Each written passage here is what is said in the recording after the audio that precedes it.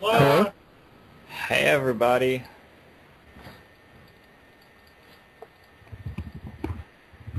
Oh wait. Can you hear me? Yes. Yes, Good. Cedric, we can hear you. I'm glad You you appear hear to me. you appear to not be in the tunnel this time. Yes! I love not being in the I like- tunnel. I like when you shout though. Like It this? gives it like, yeah, like it gives it an extra special sort of desperation. You're like, can you hear? Is anybody here? I hear you're losing the humans again. I mean, Shut up. is that? Are you casting Sizzle? Because that's not how I recommend dealing with Mirren Crusader. I agree with you. Oh, good. Great. Everything is I've just played going terrible. humans. I've played humans against ramp. Generally, like, what happens is I play Hero Blade Hold and they scratch their head for a bit and then they die because Hero Blade Hold. It's generally what happens. Hero Blade holds a pretty good card. That's very Yeah, I mean- general. That's very general of you, Adam. Well, I prefer to speak in generalities. You understand? Now I know. Send me the link to your thing so I can put it on my Twitter. Okay. I will send you the link to my thing. There you go. So I So can what's get up, some guys? I'm doing very little. I didn't want to be double queuing when we did the exciting talk, so I'm not playing the standard. I'm just sort of goofing around in the MOMR and waiting for this call to happen. But I think both Sed and Jarvis are currently battling the standard. Yeah. So we're gonna have random interjections about slow rolling the gate. We can only hope.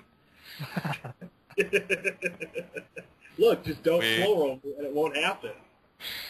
I don't know if you were probably gone by this, like off on a Godzilla rampage around your apartment, because that's what it sounded like, but I actually like watched the replay and timed how much time came off his clock in between when you cast the Karn and when he negated.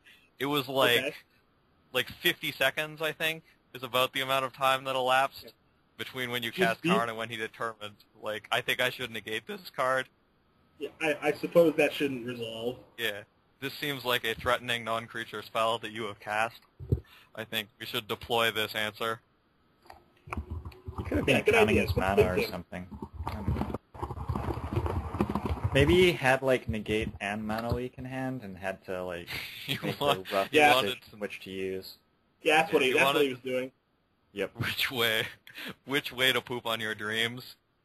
Oh, look, Angelic Destiny. Isn't this fun? Sounds So- fun to me. I'm having a grand old time. So we You have would Cedric Phillips here.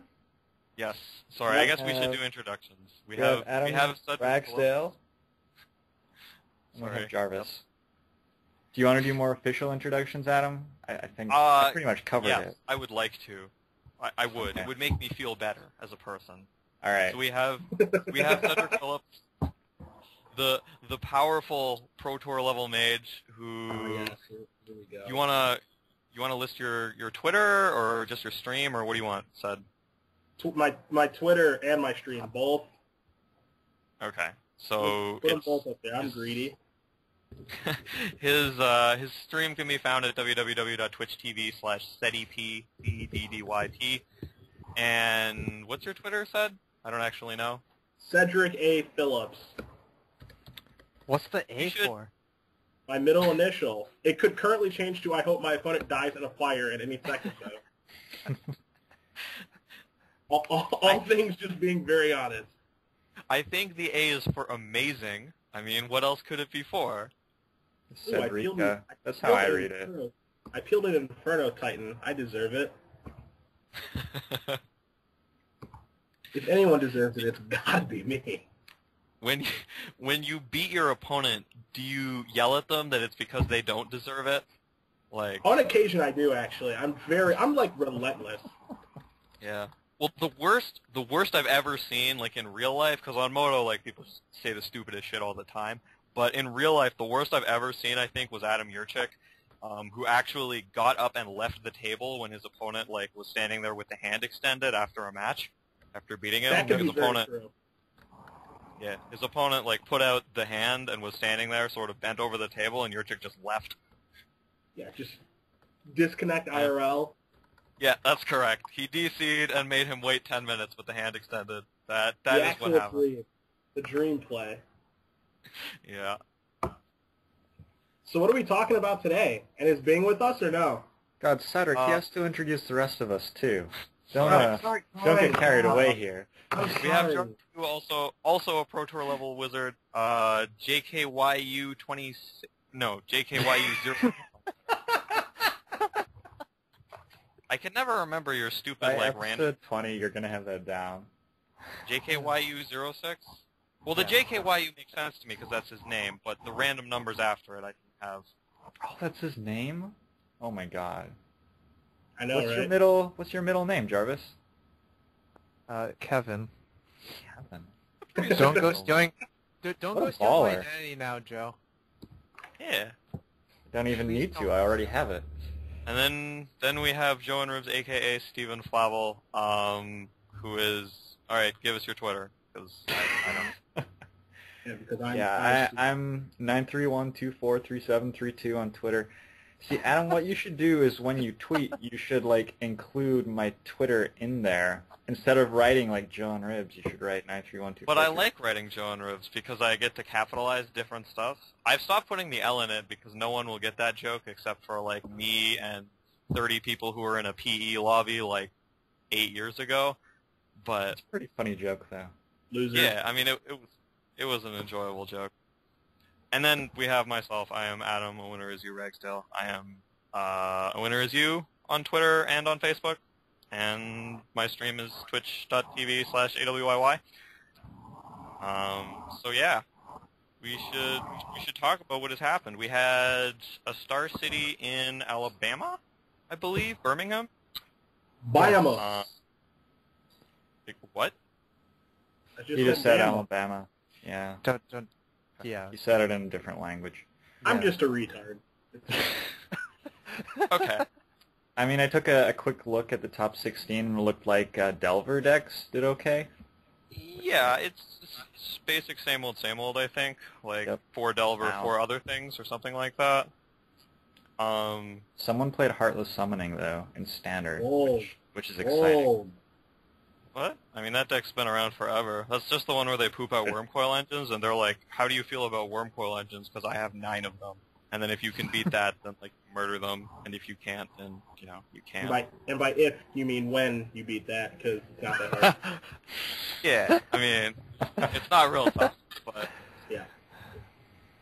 I will say that I saw from brief looks at the coverage that both Jerry Thompson and Brad Nelson were wearing dresses. It was a little bit terrible. Sorry, why? This is true. There was a little bit of It was very true. It was, they both. It's a good way to attract viewers. Really? You think so? Like, do you A think if track I No. were... was such a poor word choice. Of course I don't think so. Are you kidding? Almost always. Like, pretty much everything I say, yes. So, does anybody know why they were doing this? Yeah. Yeah, on Star City Premium, they had a matchup series, and it's like best 2 out of 3 or something of the matchup series for the week, and then the loser had to wear a dress, and then it seems as though there were no winners. Yeah, like they just both lost somehow. That's somehow. Do you think it was an Alien versus Predator thing? Like it was a whoever wins, we lose? Was that the idea the whole time? The fact that you remember the slogan for that movie is crazy. I never even saw the movie, but how else could I make references to it years later? That's very true. It's a great question. These Whoever are wins what I view to wins. be important in my life. So To each their own. yeah. So it looks like actually 5 Delvers in the top 8, and then an Oh, that's Espero, a Wolfront with White, and a Heartless Summoning. Yeah. Okay. One of the Delver players is Chi Hoi on Moto. Would that be Chihoy Yim, perhaps? Yes. I think I... That would be Chihoy Yim. Yeah, I know who that is. So he's just like some grinder level moto player? Yeah, I mean, he's queued for Barcelona, but I think he's just mostly a grinder. Must be nice to be queued. Well, there's nothing about being a grinder that means you're bad at the game. Like, it's not I don't view it as a slur. I just, like, I played against Chihoy on Moto quite a bit, and it's not like when I see I'm playing him, I'm like, oh, well, now I can never win. Like, yeah. Chihoy is here. That's game. Yeah, that's game, boys. Oh, my. In fairness, I can't really think of anyone who I would sit down and be like, well, shit. I can't play Magic the Gathering against this wizard. He's gonna... Oh, shit, I'm paired against Cell Dweller. Never gonna win. It's unlikely. Unless you are Bing Luke. Unless you're Bing Luke, it doesn't matter what I do. Does Bing just, like, intentionally lose in the top 8, maybe? Like, no. He gets one round further every time. Like, he's top 8 at 3 now, and the first one he lost in the top 8, and the second one he lost in top 4, and then the third one he lost in the finals. So he should be good on the fourth one. Because it's not like he can ever miss, right? You would think he'd be good on the fourth one. Yeah. He's just leveling up. Yeah. Slowly but surely turning into a more powerful Magic card. Yeah. Are you allowed to play in the PTQs if you already qualified on Moto? No. So, like, maybe he just figures that he wants the packs, and... Yeah, there must be it. He's just here for the product, guys. Jarvis with the soul read. Or whoever said that. It may not have been Jarvis. Yeah, that wasn't Jarvis. Okay. Do I really sound like Jarvis? You're all the same to me. Just think of me as a big, dumb, talking idiot, and it'll be easier. Already do. Good. So the Legacy, I don't know a ton about Legacy. I saw that the top 2 decks were this blue-red Delver thing, which sort of looks like someone looked at their deck and was like, yeah, Tarmogoyfs, get the hell out. And then that's sort of where we got to. Like... Yeah, that's likely what happened. I mean, it's pretty much just a rug deck that got rid of the G, right? Like, it's just a rug deck. A rude Pretty deck. much. That deck looks pretty bad, actually. Did it take first and second? I believe but it that did. doesn't mean that much. Look, who's got the chips? They have the chips. We don't have any chips. Yeah, no, 0 chips. If you it have looks... some chips, I'm interested. Yeah, nom nom. It looks like sort of a combination of the standard tempo deck and something that's more like a burn deck, like a straight up Mountain Lightning Bolt You Go deck. I don't have any experience. I mean, Blue-Red Delver is just a counter burn deck. That's all it is. Which is fun, like, man, I'm all about playing Jilt, but I see they couldn't fit the Jilt in. Jilt, really? Dude, Jilt's really fun. That's what he came up with, Jilt. Have you ever cast Jilt? That's because every deck is bad. The mighty Fiend Hunter is here. Well, like, this is how I view Legacy, and again, feel free to jump in when I'm done and tell me why I'm an idiot, but it's such an unbelievably wide format that you don't have enough space to deal with all of the things your opponent can potentially be doing. And, like, a lot of decks will just get to a point where they can't deal with whatever plan you happen to be on. Like, your opponent can be on such an incredibly wide variety of decks that sometimes you just don't have enough room to put cards in your sideboard that beat decks that Price of Progress you to death and beat you with Goblin Guide. Because you need to worry about people who are playing 0 lands in their deck and trying to kill you with Goblin Charbelcher. And you need to worry about someone who just showed up with a Squirrel Opposition deck he found in his attic from 3 years ago. Like, these are all things that occur in Legacy. This is definitely true. Everything that you're saying is correct. Okay. Is it Liege of the Hollows? Is Liege of the Hollows the one that makes squirrel tokens? Why would anybody know? What? I mean, No, I don't know. But it When I definitely, was- you're talking about it wasn't in with the static range order, so... When I was like 16, I had a squirrels deck, and Of somebody course. traded me the worst card ever, and told me Did it was you- like worth $100 because it could make squirrels. And Did you then wrangle these squirrels? then I won a lot with squirrels, and I mean here I am. Did you... Here you are. But Ready was for the the Pro wrangling... Tour. Like, that's what I need to know. I didn't hear what you said, so I guess that's what I You need to know. wrangled the squirrels? I think I had one. See, the One- Squirrel one Wrangler wrangle. was never one of the better cards you could draw. I mean, Acorn Harvest just got them out there a lot faster. man. Cedric is just losing his mind over here.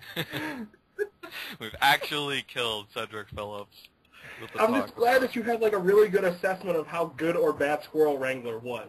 That's what I'm more impressed with. He's sick, man! Have you ever played against Squirrel Wrangler in Limited? Card just murders you.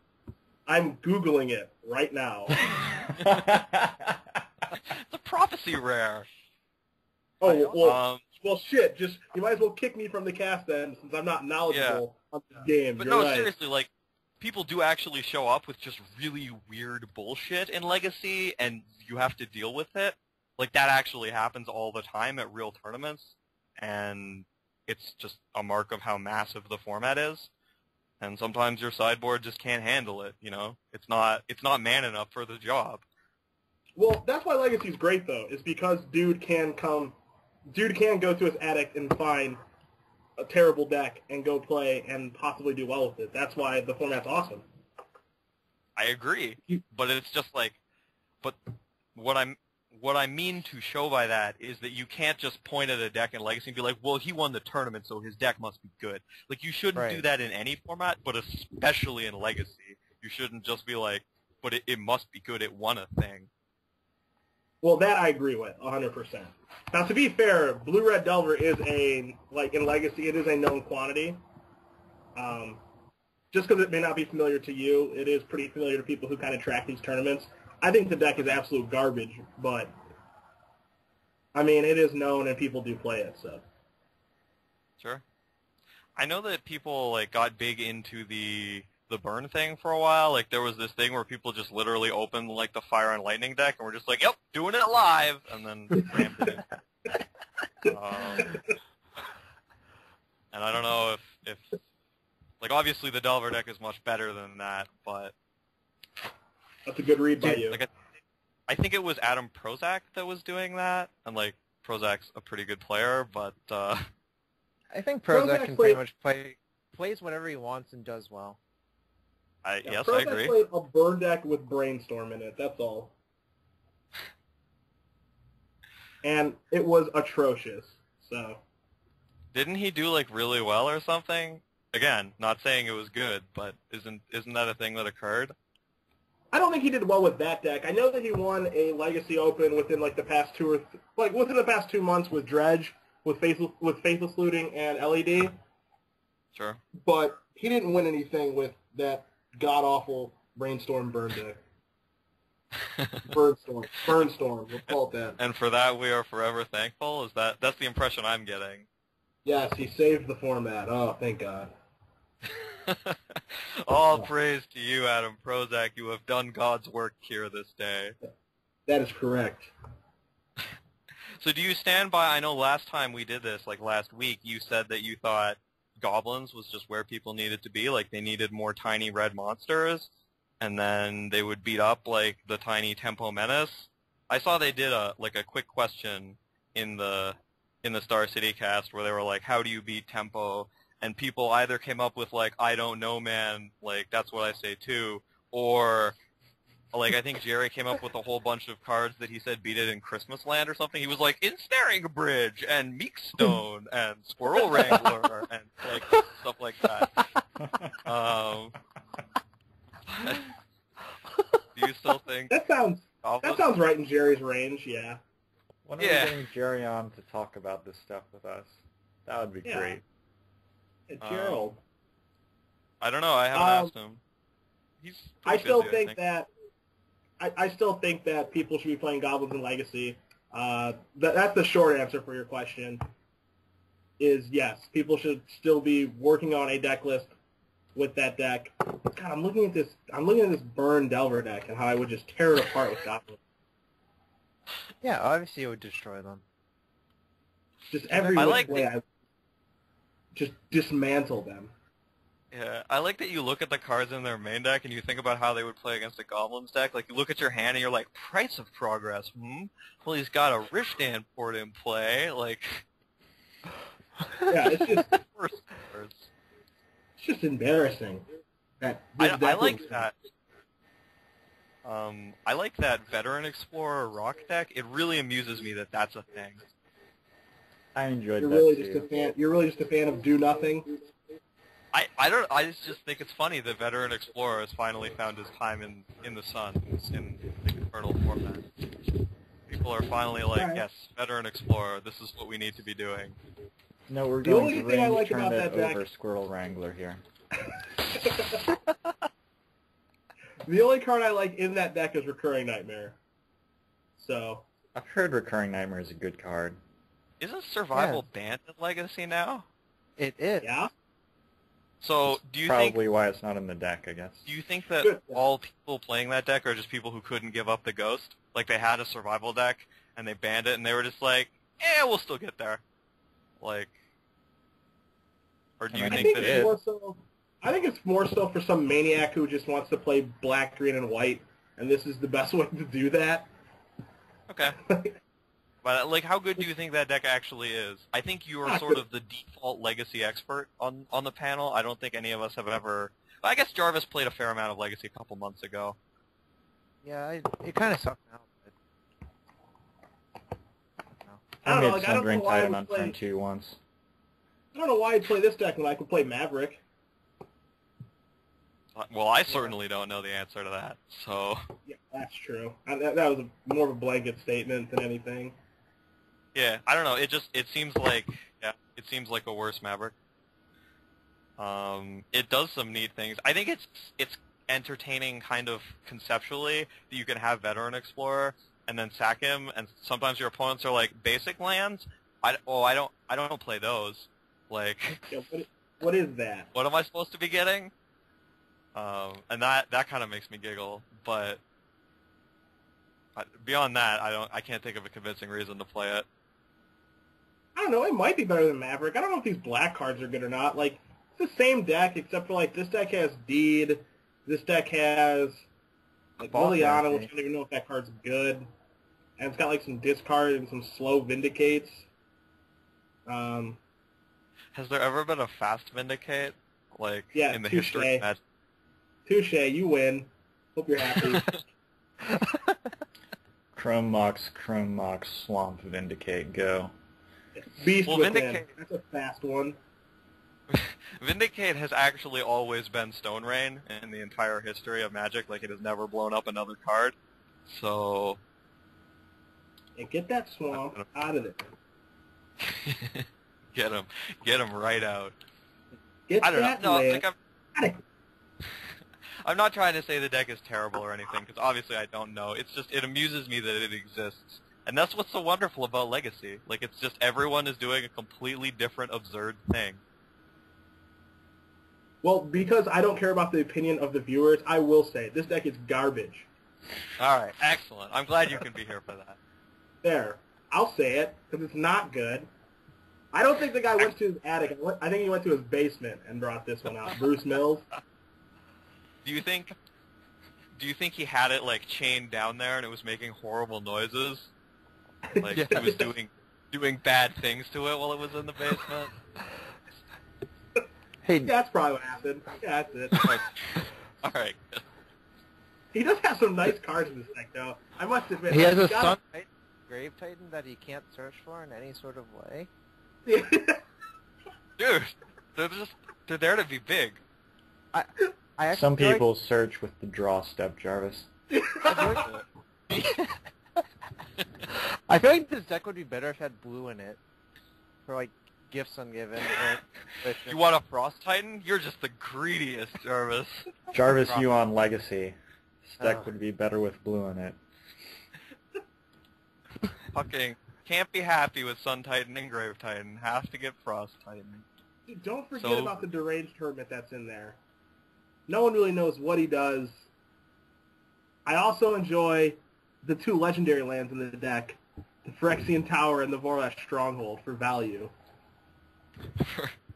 Dude, that's why you have the Borden image or not Phyrexian, sorry, Phantasmal image in every single matchup for value. That's all that card does.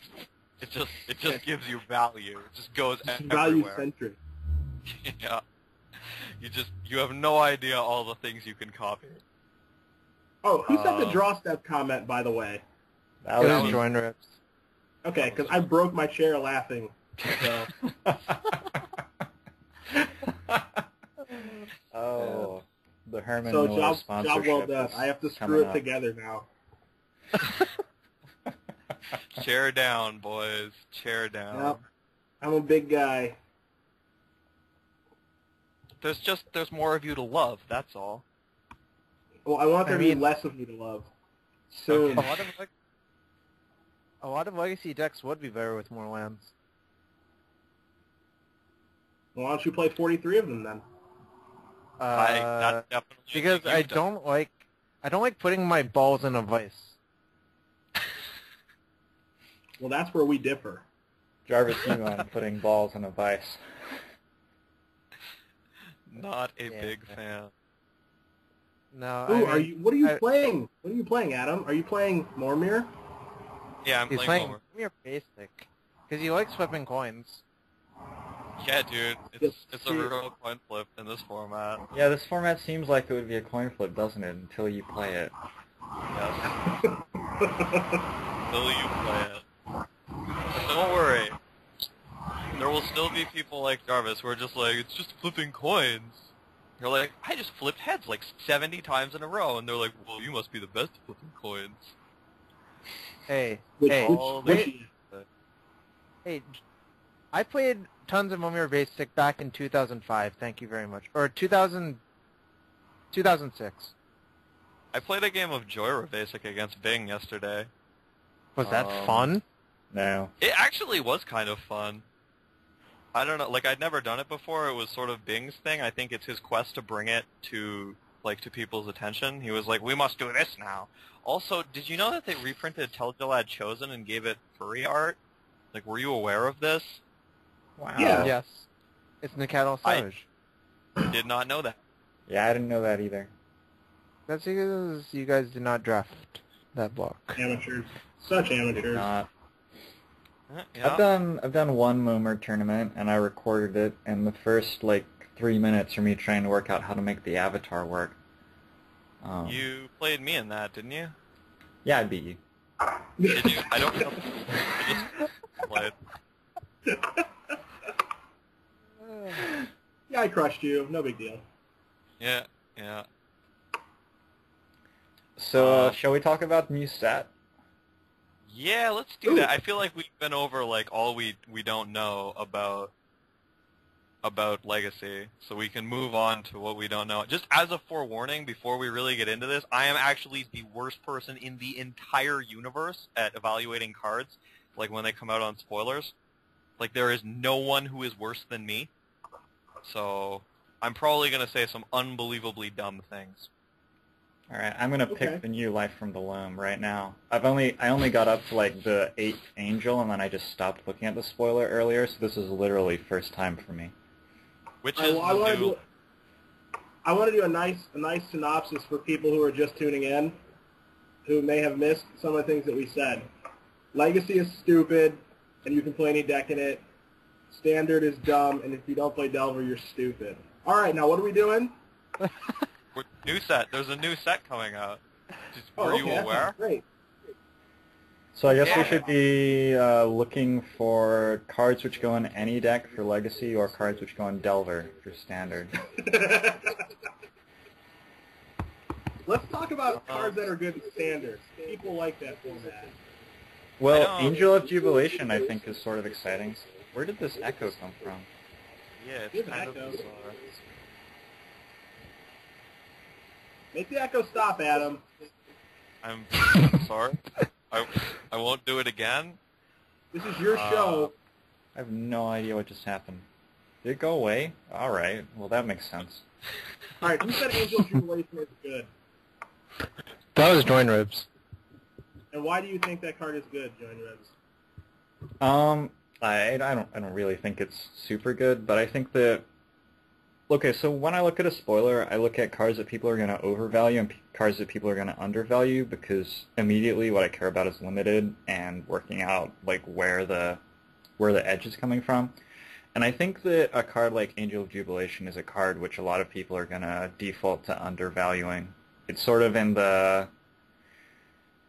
I think Kira, the Great Glass Spinner, is the most representative card of a card that just like does some static thing on a decent creature body, and it turns out that the static thing it does is absolutely amazing, and people just consistently undervalue it. So I think that can't pay life or sacrifice creatures, it will be relevant sometimes, and there's something to that.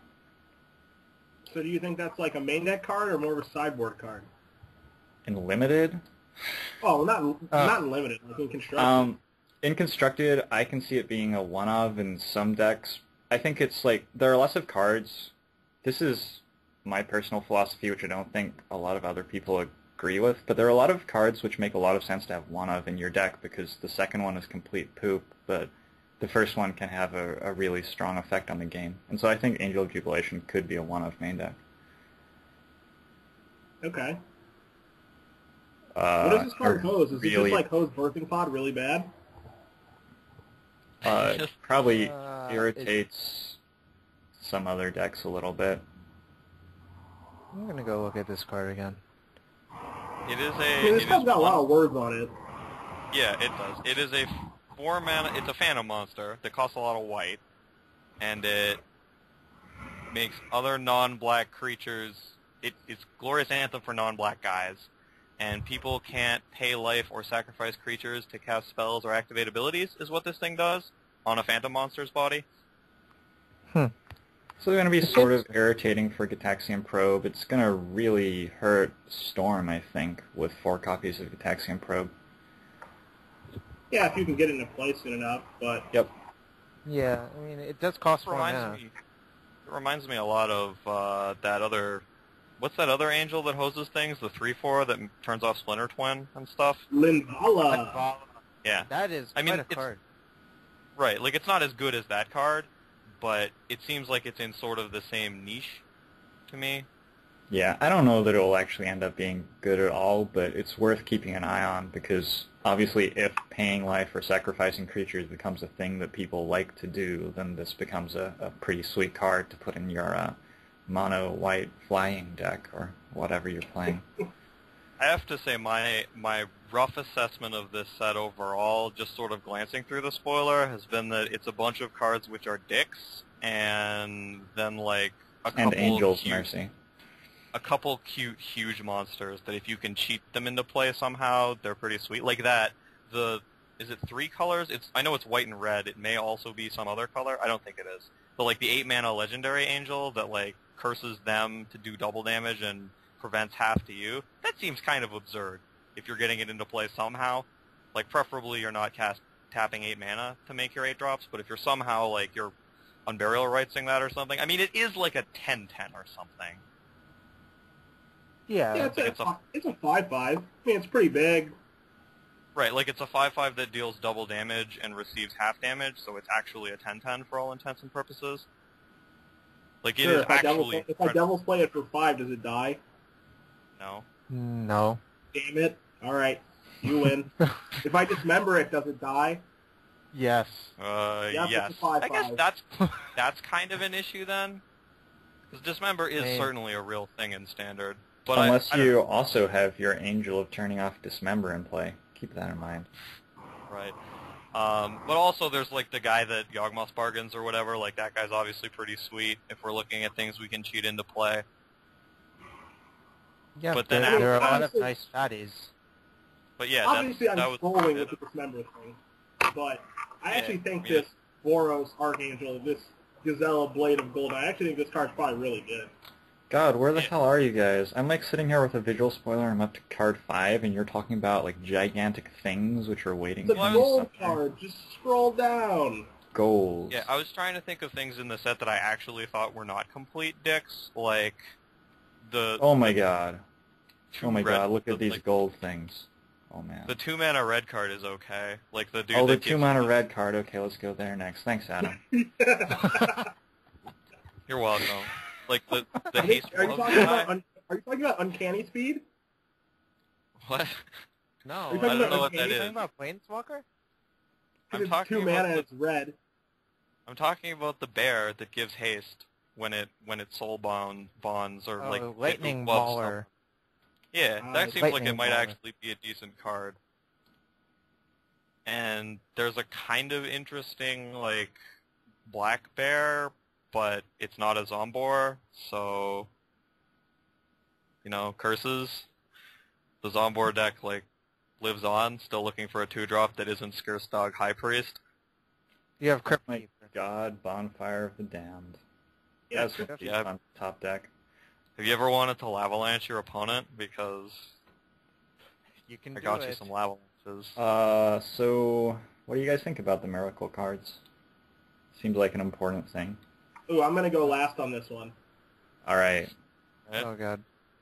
Am I going first? Yes. Sure. I think exactly the same thing I thought when they first spoiled it, which is like, when they first spoiled it I was like, I think I hate this, but wait until they see all the cards, and now I see all the cards and I still hate it. So it looks terrible. It looks like... Terrible as in really good, or terrible as in bad? Terrible as in it's going to randomly blow people out of games sometimes, and other than that, isn't going to do much, probably, is my thought. Like, it's probably going to be a pretty big deal in Limited, and probably will not matter very much in Constructed. Do you think anything will make it to a format certainly with Brainstorm in it? Yeah, like maybe in Legacy some weird shit's going to happen, but in the more reasonable normal people formats, like Standard, in the less old ones, even in Modern, I'm not expecting a ton to occur.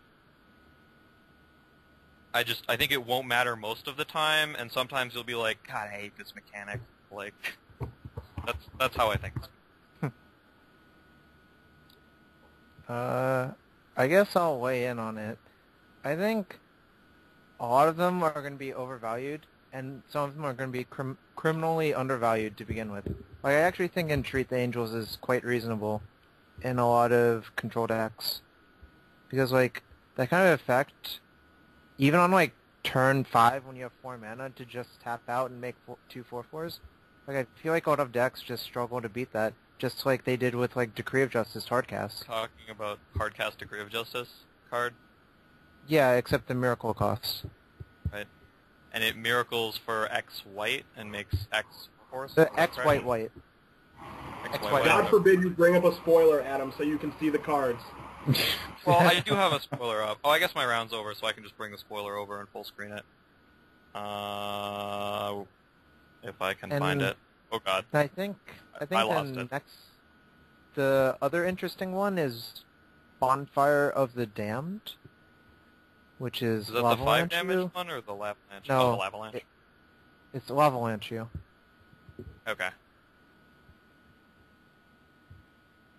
Yeah, I mean, I've looked at all the cards. So And- this is the Angel card you were talking about, which is hard crest Yeah. free.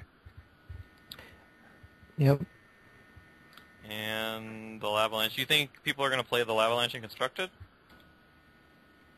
I mean, I think it's pretty reasonable in a ramp deck. Sure. Yeah, I'll buy it.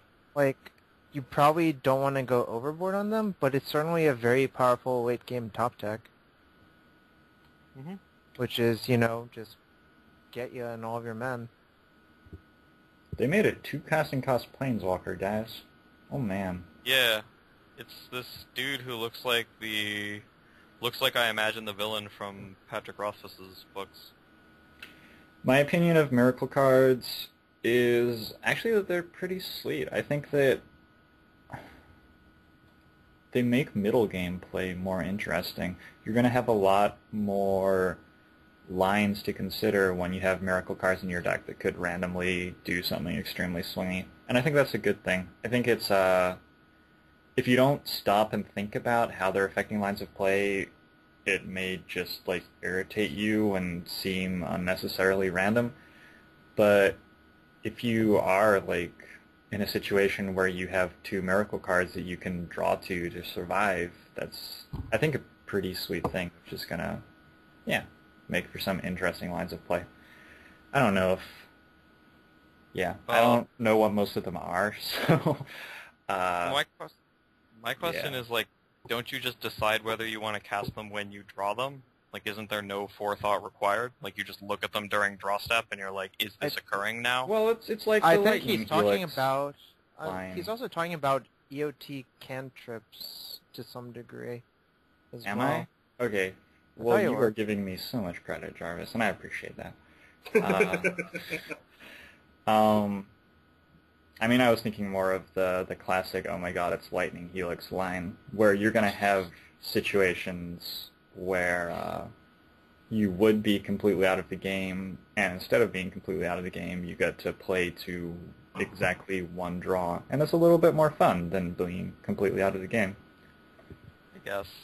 I mean, I don't know. Like, I'm sort of the opposite of that in that, like, I was playing during the oh my god, it's lightning helix, and it's actually not possible for something to excite me less than that game of Magic did. I was like, oh my goodness, he drew a lightning bolt while his opponent was at 3. I've never seen that happen in a game of Magic. Like, it didn't excite me at all. Ship that money. Alright, Yeah, alright. I mean, So here's the thing. You guys are looking at Miracle a little, like, too simple right now. No, I'm not, Cedric. Because for Limited, this is, like, an incredible mechanic. Because it lets you pretty much bluff way more than you possibly ever could. Because you can draw your card and act like it's a Miracle card, and then decide to or to not cast it. And then it just changes a lot of, like, how your opponent will have to play the game then. So, for that part of Miracle, I think it's actually fantastic, because then you can just start really messing with people about, like, if you drew, like, the green pump spell, or if you drew, like, the bonfire or the 6-mana burn spell but don't want to use it or do want to use it.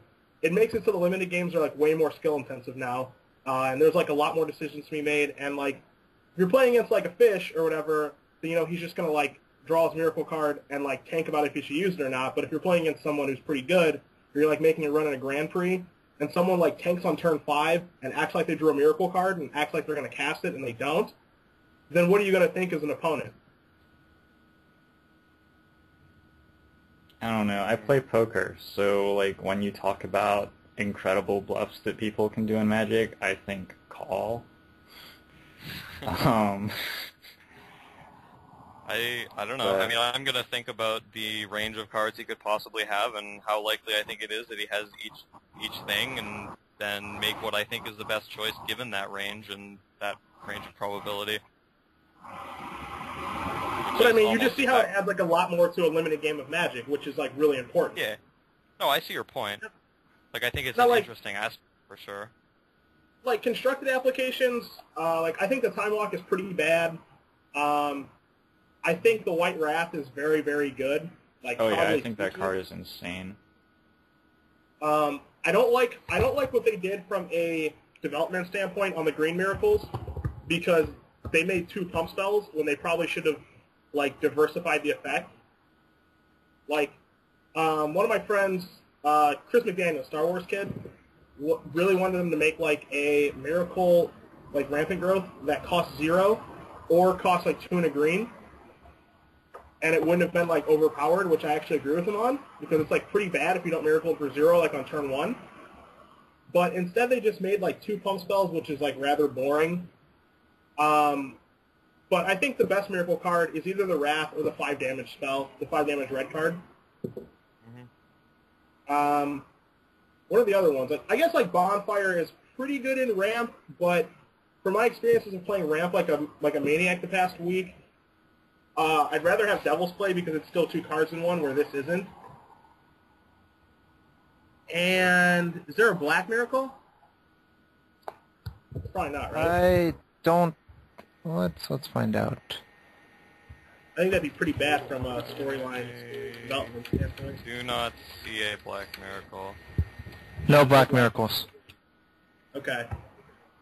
I think the Decree of Justice card is awesome too, and in that Esper control deck that Lucindo was playing, it just seems like a perfect one of win condition to go with all of his Sun Titans and Elesh Norns and all that garbage. So I could see that being really good. But I think overall, once you get past the initial effect of oh, it's dumb because I'm gonna lose to someone top decking something stupid, it's just embrace the variance, because if you don't want variance, then go play chess or go play Versus or go Chess play has so much variance. or go play the World of Warcraft game. Go play games that don't have variance and are way less fun. But how will I know which boar is going to drop my pants? I don't know what that means. And it's best that you never do. Oh, The wind tunnel's back. That's Yeah. There are one thing I really briefly want to mention is there are a couple really bizarre reprints in this set. Are you ever scrolling through a spoiler as someone who's played Magic for 8 years or whatever, and you're just Angelic Wall, why are you here? Why are you back? Angel in the name, Adam. Did the people cry out for Angelic Wall? Did they cry out for Angel's Mercy? I understand there's a theme, but I don't know. It's weird to me. I have to say, my impression of the set was from the first 4 cards, because after that I got bored of looking at the spoiler. And we have the first angel who is clothed in a garment which randomly stopped being there in front of her cleavage, which is great. Well, that's standard, though. what angel is this? Angel of cleavage. I don't know. Adam's going away from it on the stream. Which one? Which angel is it? It's literally the top left card if you click on white. There you go. Isn't that a lovely garment which she just had torn to shreds by 3 sword strikes, which exactly carved out a part of fabric around her cleavage? I'm really not even that offended by that particular art. I mean, maybe it's the jaded Magic player in me, but if you're looking for terrible Magic player cleavage, you know that Sphinx from M10, which actually has breasts the size of small houses and isn't wearing any clothes? 7 mana and a 5/5. It's a mythic rare in M10, and it's some sort of Sphinx, and it actually makes me ashamed to play Magic the Gathering. If you look at this card for long enough, you'll notice it has a mana cost, sort of thing. You can actually feel people of the other gender moving away from you as you look at the card. It's... where is it? Sphinx Ambassador. There we go. I think this is the Sphinx in question. This card actually embarrasses me. Anyway, after the Cleavage Angel, there were 2 terrible reprints with Angel in the name, and then I stopped looking at the spoiler. That was my first experience with the set. How proud. I think that the rest of the cards are pretty fun. Maybe some of them. It doesn't seem like it's going to have a ton of impact in Constructed from what I can see, but I never freaking know with these things. The WoW mechanic I think is going to be really, really neat to play with in Limited. I'm looking forward to playing with the WoW mechanic. Yeah, when your creature woves your other creatures very much. I love it. It's that's going to be fun, but I'm also a fan of calling it that, actually. Yeah, but there's a couple bears and there's a couple huge monsters, and that's all that it looks like there is to me. There's a couple really fucking weird cards, but I'll just bring those up when I'm talking with Ian and we're screaming about artwork and stuff. At some point I'm going to talk to Carl Kahn, and he's going to explain to me that there's a Life from the Loam in the set, and then everything will change. See? Are you sure he isn't going to explain to you that there's a Lumen Grid Warden in the set? And... It probably draws you 3 lands when you play it. Okay. Can Can someone explain to me why Borderland Ranger needed to exist, apart from Civic Wayfinder? Civic Wayfinder was too associated with the flavor of Ravnica? No, I'm the only one. The functional reprint of Borderland Ranger, it's a card that already existed in some core set, but it was just Civic Wayfinder. Why was it not just Civic Wayfinder the whole time? Because now it's a human. Yeah, I don't... Okay. Maybe it wasn't a human before, sure. I'm It's an checking. elf before, I think. Yeah, Yeah, I it's think an it elf, warrior, druid. There. We needed a human. Oh, I kind of like this That's 10-mana green card. This card makes me giggle. The 10-mana green card that, like, puts your whole deck into play. You're just like, Oh. all these cards. I actually think that card's really good. Yeah, that'd be sick. Like, I'm actually okay with them doing anything in the entire universe for 10 mana. Like, I don't care what it does. If it costs 10, that's fine. If it just kills me, like, sure, that's cool. But this one, I think, kills you in a really kind of goofy and entertaining way. So I'm all about that. Oh yeah, you're dead. Yeah, I mean, you're dead, yes. And they cast this. You're dead. You're dead as AIDS. Deal with it. I think this set's really, really good for Constructed, actually. I'm like a really big fan of this set. I think there's like a lot going on. I think it's really interesting. I'm not a party pooper like you guys. I am indeed a party pooper. Oh my god, this fucking fog is just going to ruin people. Like, have What you fog? seen this fog? It's fog except for target creature. For green 1. Like, green 1, target creature deals combat damage, everything else doesn't. I like that Like, card. yeah, it seems like it's just going to ruin people in Limited for days. People in the chat have so much more sophisticated ideas about cards than I do, and it's just wonderful. You're just It's a good that you hater. guys. It's good that you guys You know, know a lot I'm more definitely a hater. than I Like, do. there's no question about that. Oh yeah, that's stupid. That blue Planeswalker card. That card's retarded, by the way.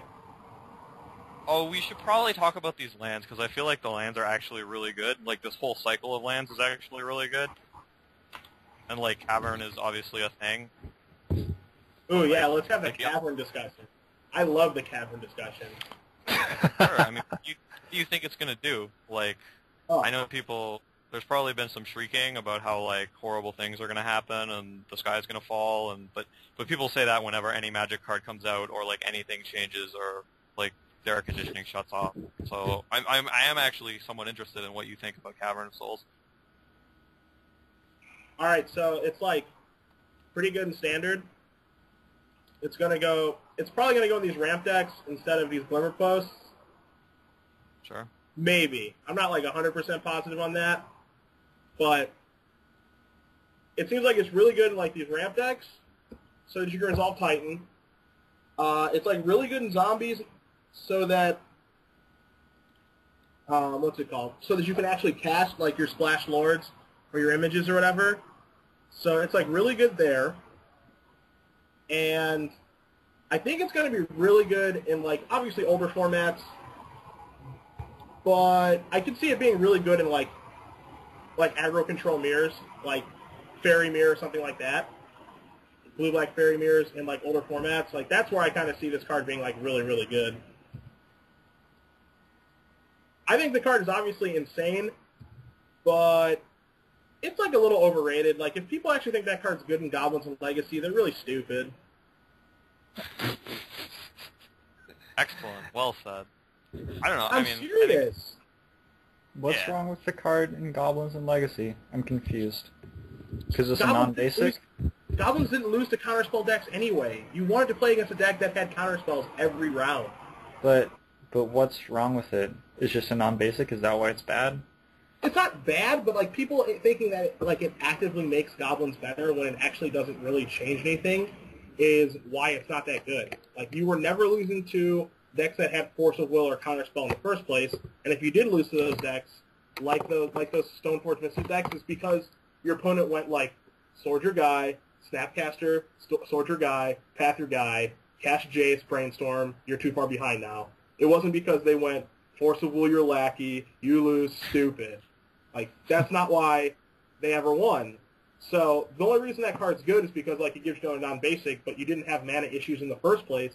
So it's just another land that you can theoretically put in the deck to resolve a Goblin Ringleader, I guess. Sure. Sounds right to me. I'm on board with that. I think Is there any the- chance you can change the deck a bit to run a card that they actually have to counter, and all of a sudden this land gives you a giant thing. I don't know. I think you're understating it a little bit. I mean, tell me a situation where it's good. Well, turn 1 lackey through anything I mean, how... versus Basic Mountain? Like, it's not Like, hard you to be better already than marked Basic those Mountain, decks. Cedric. Well, I mean, No, like- Basic Mountain can't be wastelanded. So Okay. It also can't be Blood Mooned or back to basics. Like, those are things that actually occur in that format. Are we terrified of Blood Moon here, Adam? I'm confused. Not Well, like, really. people play these cards. Like, there's a reason you have Basic Mountain in your deck, and it's not because you have to have Basic Mountain in your deck. Like, you could very easily construct a Goblins deck that had no basics in it. If you were just like, non-basic is better, Volcanic Island equals more play. Like, you could do that, but Basic Mountain actually is better. So, it's not you like... do understand that, like, everyone's go-to argument about why Cavern is good is because Lackey's uncounterable now, and Lackey is far and away the worst card in the deck. Well, the other things are uncounterable too, right? But as I said, And it's just a black-red dual land. But I mean, there's no shortage of those. So the fact that it makes your spells uncounterable isn't really relevant and isn't a selling point and can actually be a drawback because you're making your cards uncounterable, which doesn't matter, and you're making yourself more susceptible to wasteland. I don't understand why it doesn't matter, Cedric. How does turning off, like, 7 cards in your opponent's deck just not make any difference? Because you're not losing to counter spells in the first place. But now you're even more not losing to them. Like, 85% up to 95% is a huge equity change. But you're lowering your equity by putting more lands in your deck that can just get you mana screwed by getting wastelanded. Yeah, that's fair. Yeah, like, you're losing equity against all decks that don't have counters but do have wasteland. You understand that you seriously want to play against a deck that has counter spells in it every round of the tournament if you're playing goblins. That's like your actual dream situation, is just playing against some maniac who has like counter spell and mana leak in his deck. Like, Cavern of Souls actually was printed in Darksteel, and it costs 1 mana and is called Ether Vial. Like, that card has been in Goblins for like 4 years. So it's not like this is going to fundamentally change things. Well, Ether Vial is way better than Cavern of Souls, I think. I don't think anyone would think that this was as good as Ether Vial. Oh my Yeah, I God. mean, I don't even think those cards are comparable. Yep. What I'm saying, like, Ether it's not Vial like is like care Cavern of about Souls, counters. but it makes 16 mana? Is that what the article said? No, it has been scientifically proven to produce 17 mana. Exactly. 17. No Okay, more and no less. fair enough.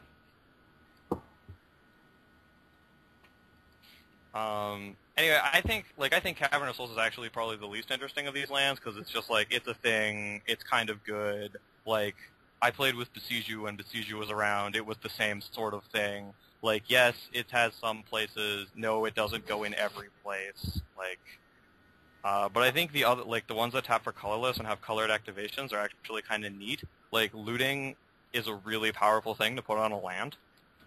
Just conceptually, like, looting is really good.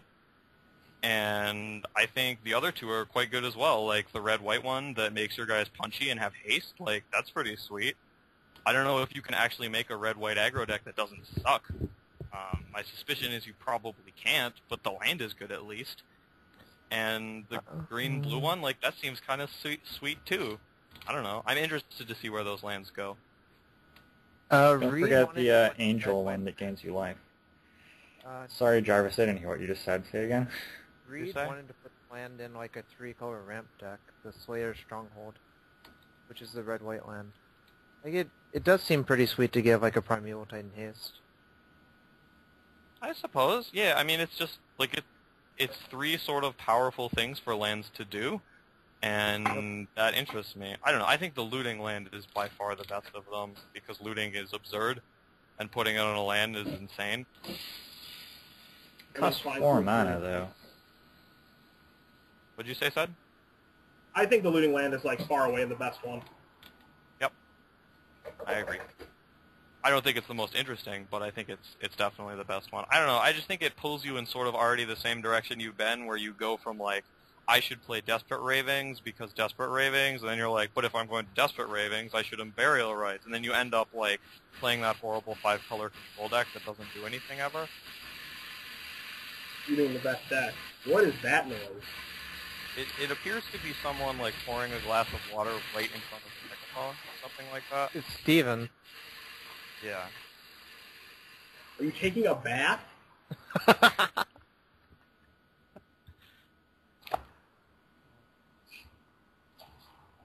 All right. So, I think we've probably exhausted all of the things that we have on the new set. Does anyone have anything else they really want to mention? I can just talk wanna about say- this forever. I want to say one thing, which is I don't think Cavern of Souls makes ramp unbeatable. I think you just have to approach the matchup differently. Like, people were just sitting on Mana Leak to counter their Titan forever, but now you probably just have to aggressively counter their ramp spells instead. Like, I don't think Delver's going to be completely dead. I think they just has to evolve to play differently. Sure. I don't agree know. with you I think- 150%. Yeah.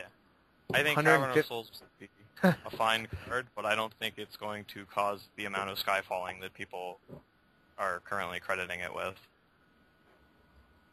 Yeah, I definitely think it's a good card, but yeah, I think Delver just definitely evolves, just like other decks like Delver have evolved in the past. Like Fairies or whatever was the best deck, and they printed Sable Stag, and everyone's like, oh no, Fairies is dead now. Like, and then Sam Black just keeps winning with Fairies like it's no big deal. Like, people just have to evolve their deck. It's not really that difficult, or they're gonna have to just change their strategy to beat them. That's all. It's nice to have, obviously, but it's not the end-all But be-all. yeah. And I really look forward to getting proven horrifically wrong about these cards, because that has happened with fairly great regularity for me about spoiler cards. I'll look at a card and I'll be like, well, that's garbage, and then it just is insane. And I'm like, oh, well, okay, I'm an idiot. So, I mean, I did Being have wrong's the the like best I'm an part. idiot disclaimer at the front, but sorry, what'd you say, Sad? Being wrong's the best part. You kidding? Yeah. I mean, it's sweet. What was it? There was something I said was terrible, and then it was just like by far the best card. Life from the Loam. No. Hey, No, no, I don't think Everybody else. God. I don't think Well- anyone missed Life from the Loam, really. Yeah, we all thought Life from the Loam was absurd. Yeah. Well, some people did miss it, Really? How about, like, Delver of Secrets? Well, I mean, though. I don't know if I was playing. Like, I don't know if I was looking at the spoiler when that card came out, but there have definitely been cards that I viciously, horribly missed. I don't know. And yeah, that's kind of fun. I don't know. The big thing that stands out for me when I'm talking about, like, initially misevaluating cards is, I don't know if people were playing when Ravnica first came out, but when you first looked at Vidalcan Dismisser, you were just like, this is the biggest pile of poop I have ever seen in my entire life. Like, not once did this card go in a deck. And it turned out it was just completely unreal. Like, Vidalcan Dismisser, completely absurd in Ravnica Limited.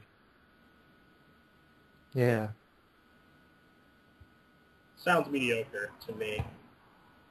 Vidalcan Dismisser, not impressed? It was actually just crazy good. It's like my favorite card in that set. How good do you think Peel from Reality is going to be, like in Limited, obviously, in this set? It feels like probably nowhere near as good to me as it was the first Right. time.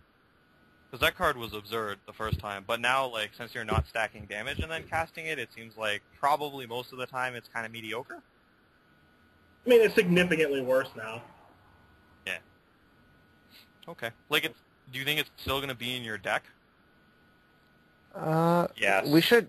Well, let's look at the creatures and see if there's a lot of guys that do something when they come into play. It's also like removal spells. Is there a removal spell that targets your creature? Because if so, it's a counter spell that bounces. It's a cryptic command. All cards. It's a cryptic essentially command. cards. Every card is a cryptic command. This is one of the few ones that costs less. Yeah, and I'm wrong about Cavern of Souls. This is Peel from Reality. It's 2-mana Cryptic Command. Yep, I'm How the do you psycho. not want to Cavern play of Souls. 2-mana Cryptic Command? I don't understand. Why are You don't saying understand how to evaluate Like- cards. You don't understand Like- how to evaluate cards, and that's fine. But Yeah. I mean, when something's a 2-mana cryptic command, you Yeah. Just You every just time have a to card see comes it. up, you just need I've to got a read me lot the of text learning from to the do. win test. It basically says counter target instant, or copy target instant, or sorcerer's foul. I am excited to blow out people with fleeting distraction. -1, -0, and I cantrip. Are you kidding me? Is that card's card- okay? This thing? They reprint- Huh. Was it? God, what set was it? The one that was like tribal and had the tribal instance where there was the. There You're was talking a. about Morning Tide, probably. Am I? I don't think I am. There were wizards and there Yeah, was this is the. morning. Okay, there was the blue instant. Target creature gets -3/-0 until end of turn. Draw a card if you control a wizard, and that card was actually just somehow the best thing in the world. And now you don't even need a wizard? Are you kidding me? It's Stream of Unconsciousness, I think. Yeah, Stream of Unconsciousness. Card was insane. Is there anything So else tired. we should talk about? I feel like we should mention the Moto PTQ and the fact that Bing is a Stone Master. Like, he can't Yeah. ever lose in the Swiss. Also, the fact that he played Set in round 3 again and just murdered him in exactly the same fashion, I find that quite amusing. Like, I'm sorry. Ha ha ha ha I don't know, I ha. just think it's awesome that you sit down for round 3 and you're like, here comes Bing! And then Bing just shows up and beats you mercilessly, and you're like, no, Bing, no! And then, I mean, you almost top 8 it anyway. Like, you were X2 and missed on breakers or something, right? Is that I was accurate?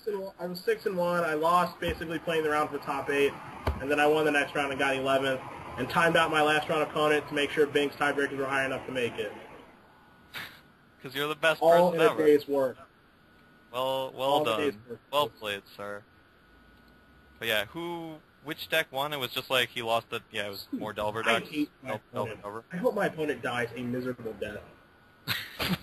Is he human? Now he's Delver, and he's just drawing perfect, and I just want to fucking kill him. Dude, I'm not top bitter, I 40%. swear. Alright, I'm over it. I'm over it now.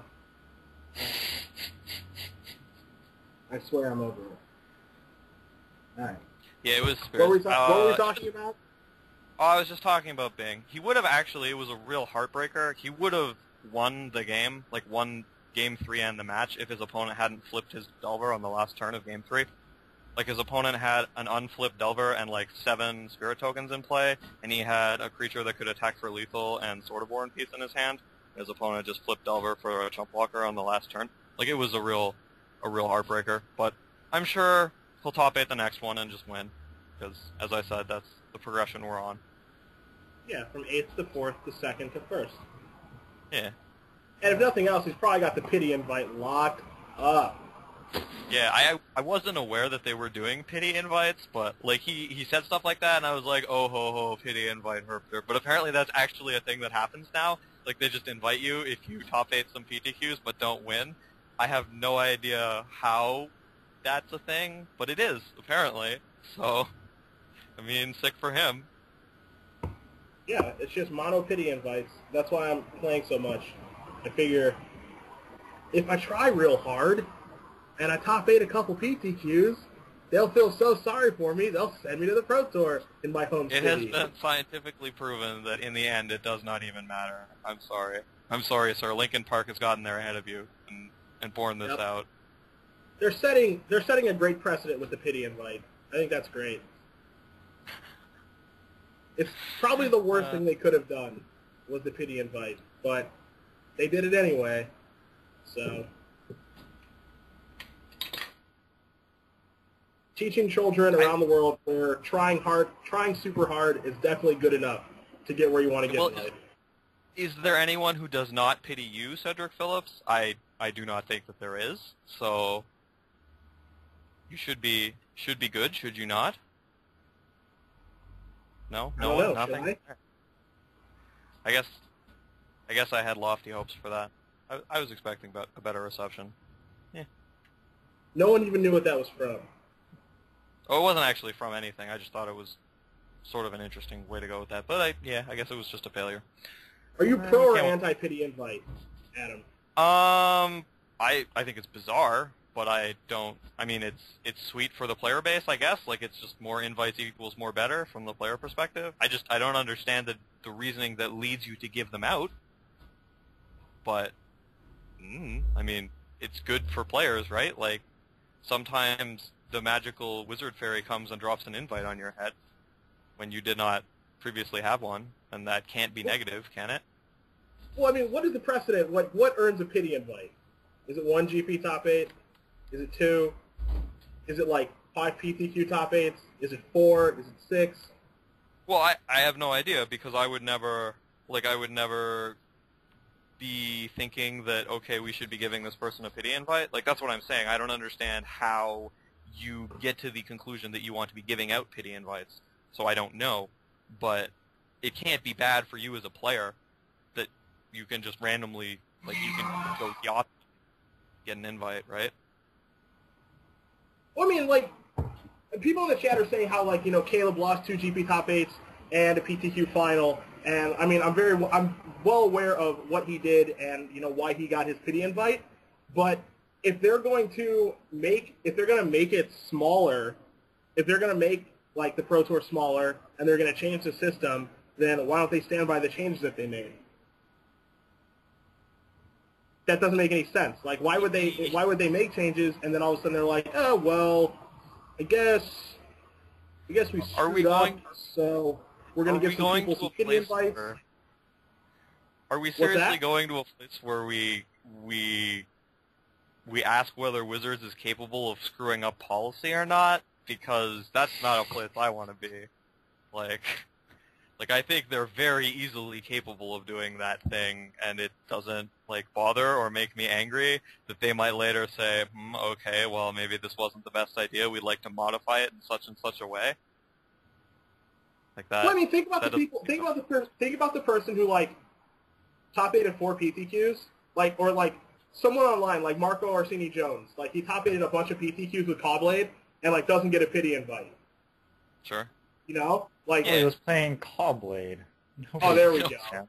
No sympathy for Cobblade. Wait, also he won one.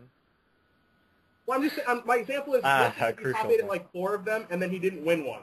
Like, are we giving one to him too? Yeah. No, I totally agree. It's not at all fair.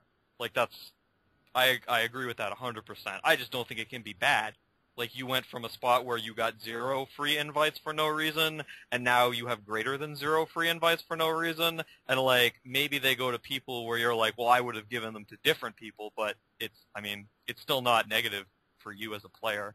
So, Like, it's confusing because, like, for me. Now what happens is, like, for this season, people are like, well, I only have to top 8, like, 4 PTQs, and, like, maybe write, like, 2 articles about me trying to, qualify for the Pro Tour, and then they'll probably pity invite me.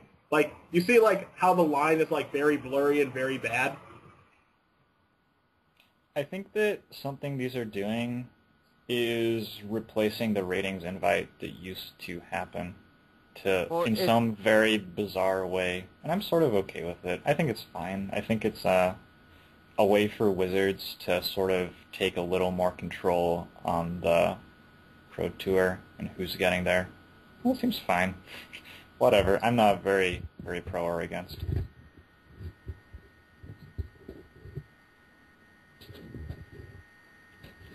Oh, yeah. Samuel H. Black is saying the same thing. That's yeah. Cool. I don't know. I mean, I sort of agree. I feel like, I don't know, how do you feel, Jarvis? Like, are you for or against? I'm kind of neutral towards it because I feel like they realize that they're kind of hedging here by inviting those people because they're like, these people did really well, so they're inviting them because they did just well enough to not earn an invite another way, but they feel like they deserved it. And, like, technically, like, they're a tournament series, so they can basically do whatever they want, even if it's going to make people unhappy. Yeah. I mean, like, I think the only person who's actually unhappy about it that I've heard is Cedric. Well, it's like, I understand, like, Caleb should definitely, like, he's good enough to play on the Pro Tour. You know, like he top 8 at 2 GPs, lost in the finals with PTQ, top 8 at the Star City thing. It's like very obvious he's good enough to play on the Pro Tour. But, you know, like if you don't... Over early slope, like you were saying. But yeah, it's like a really like bad slope because like while he's good enough, like he didn't qualify. So if you don't qualify, like it's like if I like try super hard at my job, like a sales job or whatever, it's like I tried super hard. I got so close to closing all these deals. Why don't you give me like this promotion or my bonus? Like, okay, like you tried hard, so that's fine. Like it's just a horrible precedent to set. That's all. That's why I don't like it. It has nothing to do with Caleb or Ben or any of the people.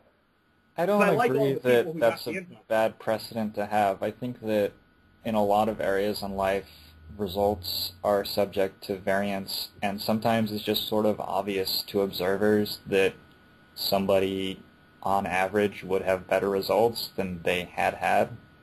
And if Wizards wants to like take a step in and say, hey, you're a pretty good Magic player, we think you're worth having at the PT, but clearly, like, 6 times in a row you got minus screwed in the top 8, so you didn't quite make it. But we still want you here. Come on and play at the Pro Tour. I think that's totally fine. But they don't even know if he got mana screwed.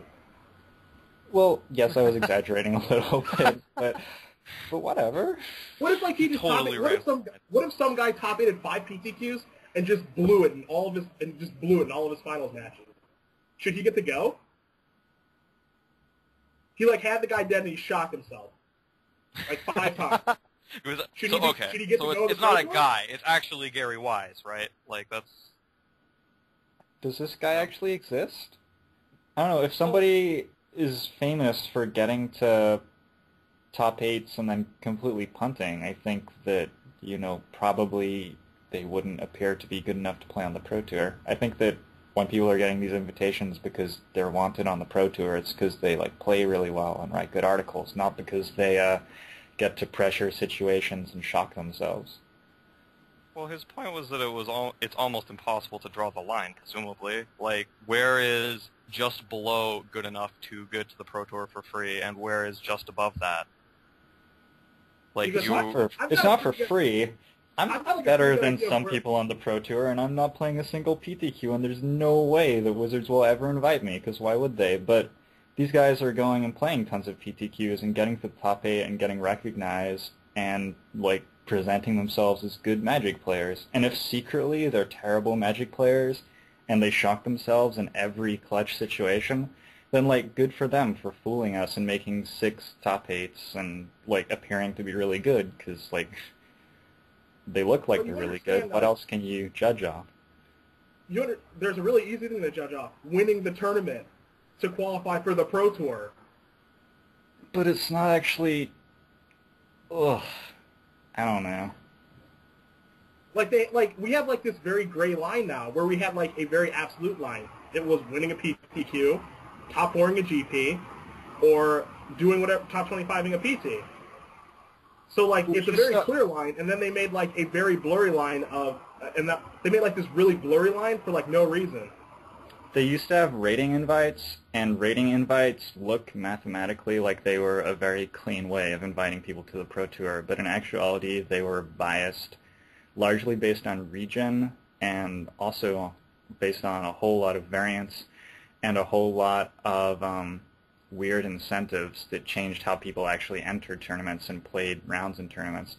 And so we've gone from this ELO system, which looks mathematically neat, and maybe you can say because there wasn't someone like making a somewhat arbitrary decision, it looked like it was a clean system, whereas this has someone making sort of a judgment call, so it looks like it's a little bit less clean. But in actuality, I think this is way, way, way more accurate at getting the right people to the Pro Tour.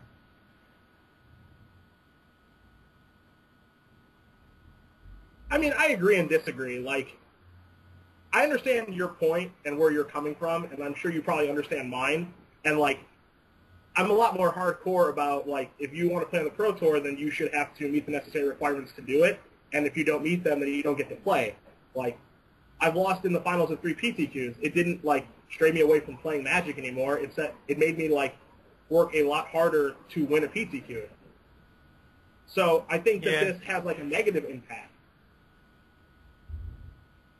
I think it comes down to how bad you think it is. If someone is quote-unquote good enough to play on the Pro Tour but isn't qualified for a Pro Tour, like how bad a situation do you think that is?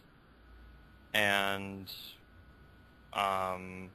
if you think the answer to that is like, well, he got unlucky or he didn't have the time and he didn't grind enough PTQs and he just didn't have an invite and if he's good enough he'll be at the next one, then like you're probably not in favor of the pity invite. That's sort of what I feel like, and that's sort of how I feel like about like yeah, maybe you'll get really unlucky a whole bunch of times. Like let's say, totally aside from what actually happened, there's a theoretical situation where someone made like every single final like top 8 or top 8 of the GP and then lost the round before. So they had like 32 PTQ top 8s and 0 victories or something, and every time they drew 0 lands in all their hands or whatever. Like, how bad is it that you miss one Pro Tour? I don't know. Like, how bad do you think that is? And that I feel like is what we're really discussing. One of the things that led to me just giving up on Magic completely was I actually went to a Pro Tour, and I was like, oh, this is what I'm trying to qualify. Oh, God. Oh, really? So, I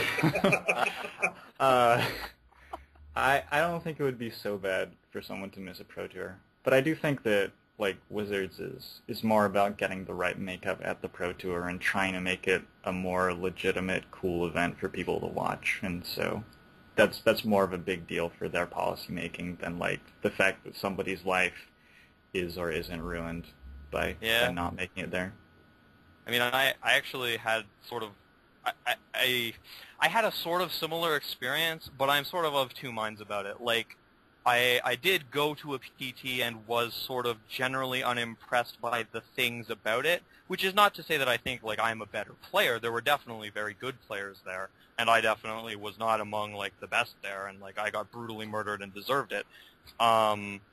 But I think that Wizards is definitely moving in the right direction with all of the things they've been doing recently, so I'm not, like, super upset about it. Like, I think their decision to try and get in with Twitch and start streaming the PTs and start actually delivering the content, I think that was, like, probably the thing that made me happiest about the things Wizards has done recently, and just sort of moving it into a format where it can actually be broadcast to people, as opposed to it just being a game that a lot of people play but no one actually knows about the Pro Tour, except for the people who are, like, either playing on it or know people who are.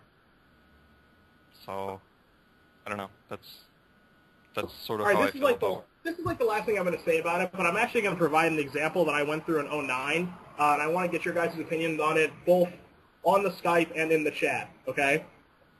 Mm-hmm. The year that I top 8 in my Pro Tour, the last Grand Prix of the year, I had, going to the Grand Prix, it was in Minneapolis, I had 17 points, and I had to top 16 to get the 3 points I needed to be able to go to Worlds the next weekend and be level 4 to be on the train, okay? Right.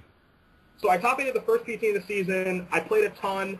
I traveled to Barcelona over the summer. I went, like, the Barcelona-Seattle Pro Tour Honolulu trip with Jerry T. I played a metric ton and wrote every single week.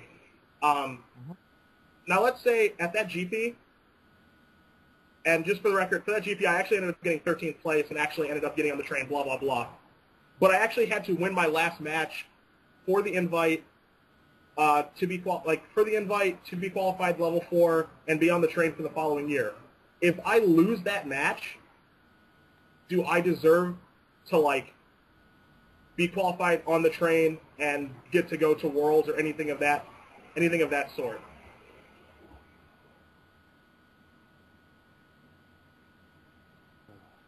Are you actually expecting an answer? Yeah. I mean, I would say no. Because, like, they set out the requirements, and you either meet them or you don't. Like, it's a binary thing. Either you do X or you don't. And, like, if you didn't get there, then, like, it sucks for you. But you were aware of where you had to get when you started out, and, like, it sucks that you bricked, but you were aware that was a possibility when you started out, right? Absolutely. Like that's. But I'm just looking that's for everyone's opinion on it. Yeah, it's like that's. I feel like we agree. So, Yeah, I would say that you don't deserve the train and everything. I think that that's something that they set up a very specific system where you have to make so many points, and like you obviously can't give anyone with 19 points the train when you set the border at 20. But as far as like inviting you to a big tournament, which is somewhat of a marketing event, really, and being like, this is Cedric Phillips, he just did all sorts of cool Magic stuff and wrote a ton and really tried to qualify, and here he is, check him out, let's do a little coverage thing on him. I think that that's like totally fine for Wizards to do, and I don't think it really speaks to what you do and don't deserve so much as it's just them taking a look at the Magic community, and you're a part of it doing that thing. Yeah, I don't think the situations are really analogous here.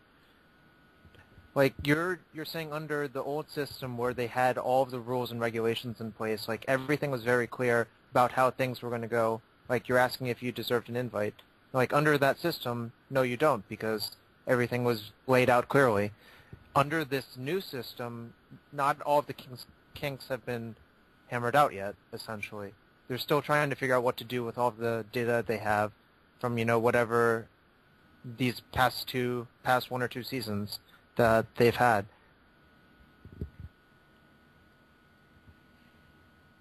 Okay, well, maybe deserve isn't the right word. Do you think I earned an invite or no? Yeah, Well, I think you earned an invite. Nope, I just no say it. invite. Not under that system. That's what I'm saying. I'm sorry, Cedric, you will not be my American Idol. Oh, really?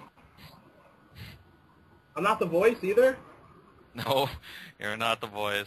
You're not. Am I the weakest link? Oh man, that was probably my favorite of those terrible shows. That host was just delightful. Like the first one, the English woman. Yeah, as far as She I'm was very concerned, angry she was one of the Yeah. nicest English women I've ever had the pleasure of interacting with.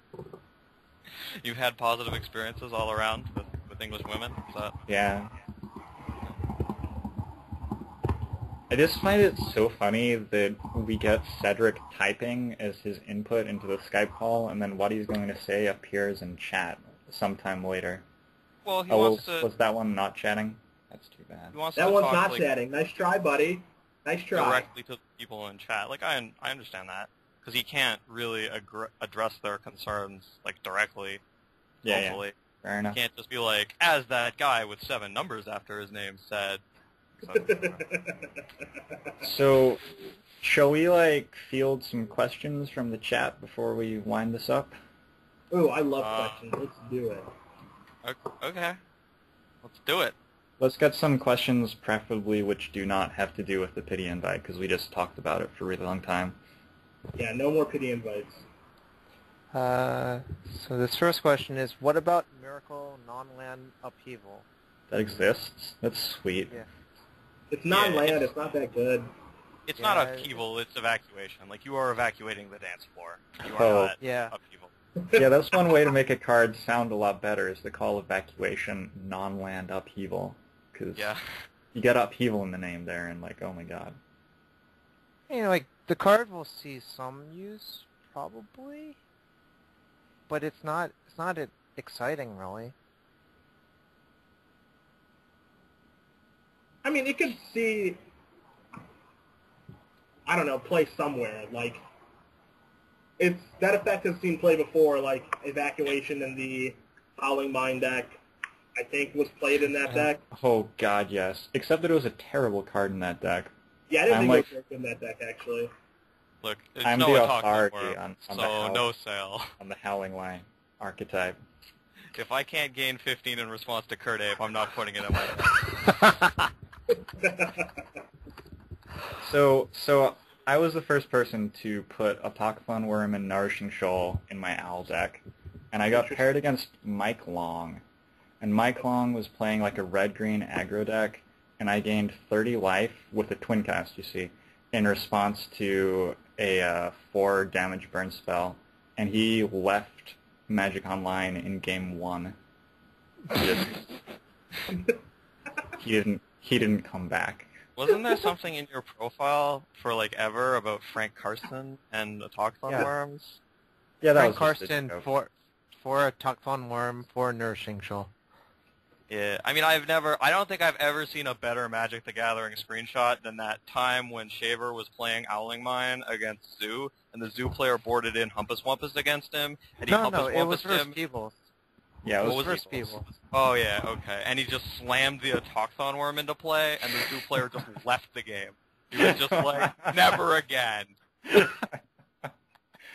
The game is over. Yeah, that one was amazing. I feel like we failed to answer that question, but I guess that's what I think about the evacuation. Well, I think we all said that, like, evacuation has seen some play, and this seems okay, so it may also see some play, but it's probably not insane. We have too many viewers for this exercise. Is there such a thing as too many viewers? No. Too many viewers.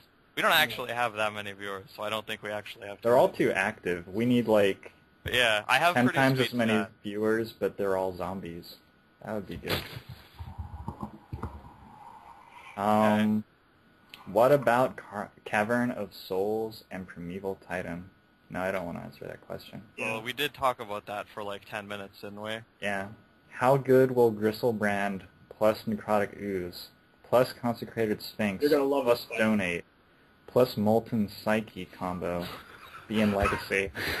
This is like, I'd like to say that I am proud of that person as a member of my chat. I think that's Yes, excellent. not stupid fields Yeah. this question. And I would say on a scale from 1 to awesome, it's okay. Oh, jeez. That's how good I am. Oh, God. I went tunnel. Uh-oh. I feel that the Wind Tunnel needs a Twitter account, and we should occasionally tweet from the The Wind wind tunnel makes me think of that scene where Luke Skywalker cuts open the belly of his camel and goes inside to, like, save warmth. Live in the... That was a good scene. How And amazing do we Hotspot? think Delver will be with another set to make it better? Probably, well, it probably can actually get better. Probably about the same. The I don't crazy know. thing I think about Delver is, like, it's just a dude. So many of the cards that really stand out are cards which created a new archetype and did all these crazy things to Magic, and they're just amazing. And Delver is just a one-drop, and it just goes in the same archetypes that have always been around. It's just another dude for the fish deck. Another dude. But, oh my god, is it a good one-drop. Jesus Christ. It's kind of crazy, actually. How, like, I agree with what you're saying. It's just kind of crazy how, like, everyone just, like, kind of blames, like, their losses on Delver and everything, but I think it's just, like, a combination of all the things the deck can do. But obviously, I mean, Delver's an integral part to it, but, I mean, they win a lot of games when they don't have Delver. Yeah, absolutely. I mean, it's a fish deck. It's got the one-drop threat that the fish deck has, and this time it happens to be Delver, and it just so happens that, oh my god, Delver's really good. Yeah. I think Red Deck Wins is the new deck to beat. What do you think? What do you guys think? Do you think Red Deck Wins is the new deck to beat? No. Does it get any good new cards? Because that 4-3 for 1 is, like, pretty bad. It gets Lava Earth Spike. I don't know how you could not think that was What card? Lava Earth Spike. It's 4 damage for 1 mana. No, I do not think Red Deck Wins is the new deck to beat. That card is just atrocious. I hate it. The Magma Spray is good. Sam Black says the Magma Spray is good. I agree with them. I mean, they couldn't make it an instant, obviously, because then it'd just be superior. I think it'd just be the same card then. But Yeah, did I don't Magma think Spray that Red go to Deck the wins. dome? I don't think it gets any better. I don't think it goes to the dome. I'm not positive, though. Too tough. 2 damage. There it is. Pillar of Flame. Oh, I guess it does go to the Nug. Yeah, but it's a source. Magma Spray does not go to the dome. Yeah, this... This one's But fun. this card I guess does it. it can go upstairs. Yeah, I mean the shock seems good. I like the white limited trick, the one that deals 2 to target attacking or blocking creature. That card seems significantly better than most white combat tricks have been. But Yeah, that's true. I mean, I'm kind of amused by this Shining Shoal that has no Shining Shoal clause. Like it's back to the captain's maneuver. Like, if you put this card next to Shining Shoal, like it's no Shining Fish. These Shining Axe is no Shining Fish. I'm sorry, sir. Oh, no need to apologize to us, sir. I don't know. Shining Shoal was real good, and this card is no Shining Shoal. I'm kind of interested by that 2-mana. So, we didn't talk about the Planeswalkers. And I think the blue one is bonkers. And I won't be surprised at all if the red one is really good. But it's like super easy to call that one bad. So. It's misunderstood. It's misunderstood. Ooh, make us understand. Did it come from a broken home, Jarvis? Yes. I mean, you really have to build your deck carefully. Like, you want your... For that card to be good, your graveyard essentially has to be an extension of your hand.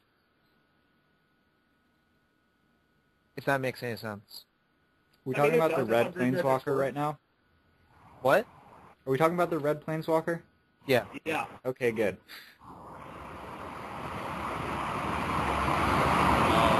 No, now they're gonna yell at me about the Space Camel again. No. What's the Space Camel? It's a Tauntaun, apparently. Just to answer the question. It is a Tauntaun. I'm sorry, I didn't know. If I Google Space Camel, will it come up?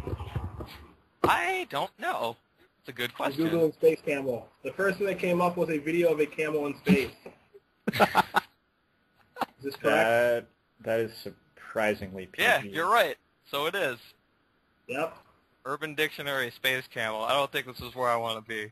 No. I don't think this is what wants to happen. Oh my. Ooh, Google images for Space Camel. There's camels in space. Google, tell me where the camels are. Ooh, there's a really fun one, too, with rainbows. My God. Don't tap me, Cedric. You know I can't resist. I love the internet. I don't know if I should reel you guys in. You guys are having fun over there. But a while ago, someone asked for a summary of what we talked about, which I feel is a good thing to go through towards the end of an episode. Does anybody remember? We talked about the top 8 of the Alabama Star City. It had some Delver decks. We think Delver decks are good. It had some Legacy decks. All Legacy decks are categorically bad, and all people playing them should feel bad. What else was there? Oh, we didn't talk at all about the limited GP, but it was a limited GP. Yeah, who cares? We talked a little bit about being top 8ing another Moto PTQ and Cedric almost top 8ing another Moto PTQ, and then we had this sort of fast spewing discourse on what Avnica restored. Avnica? Yeah, whatever stupid stuff's called. Whatever fucking business.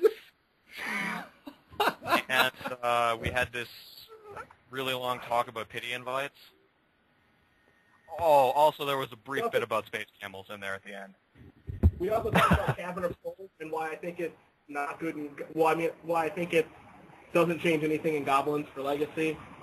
Yeah, I think I agree with you on that, Cedric. I think you got it down.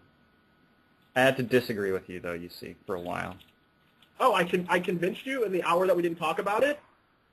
Yeah, I think just the fact that it's a non-basic is such a drawback.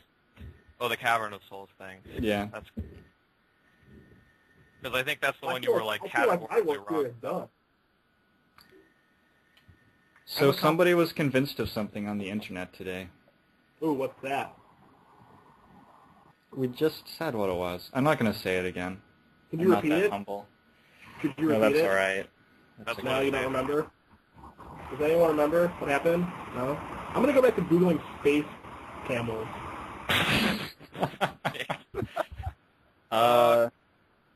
I feel like we've reached the end of our Space Camel discourse. Confirmed, deny? Yes. Yes, I think so. Okay, Right. that's fair. Well, thanks for coming on and talking about Space Camels. I enjoyed it. Hooray! Everyone have a great day. Bye. Bye. This was an exciting outro. Can we actually outro and say like stuff about us, Yeah. guys? Absolutely. Ooh, yeah, do All right, that. Yeah. I'm gonna run it through real quick because I already have it written up in Notepad. So we had Cedric Phillips, the fascinating Pro Tour magician. You can find him at www.twitch.tv/CeddyP, CEDDYP, and he's on Twitter at Cedric A. Phillips.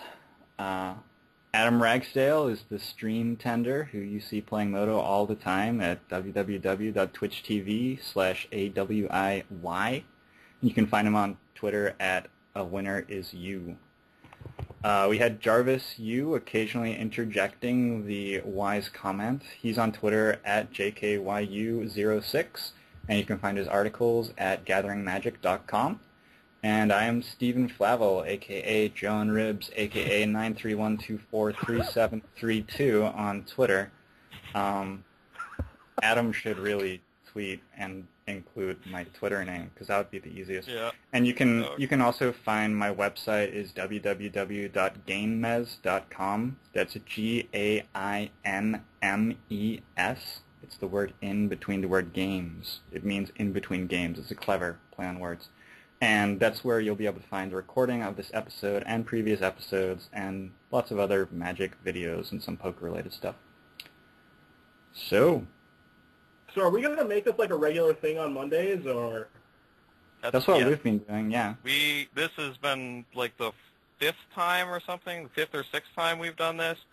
I know you've only been on twice now, but we can't suffer the weight of your majesty every week. You're too powerful, sir. Well, if you guys don't want me back on, I understand. I am kind of a jerk, so it's understandable. It's in my nature to be a jerk. Yeah? I have tweeted at you now, sir. Just FYI. Oh my god. Checking my Twitter. Hopefully No, I have not the space you, now. Cedric. Sorry. It was at Steven with his like Damn it. 7-digit long name. I don't understand why that name is so like weird to people. And, like, all the lower numbers were already taken, so what are you gonna do? You are the 931,243. Oh no, 931,243,732nd person to sign up for Twitter. Put numbers in their name. Using a solely number account, yeah. Yeah. All right. Well, thanks for watching, guys. Thanks for having. Okay, bye! Bye. Bye, Cedric. Bye, everybody. Bye.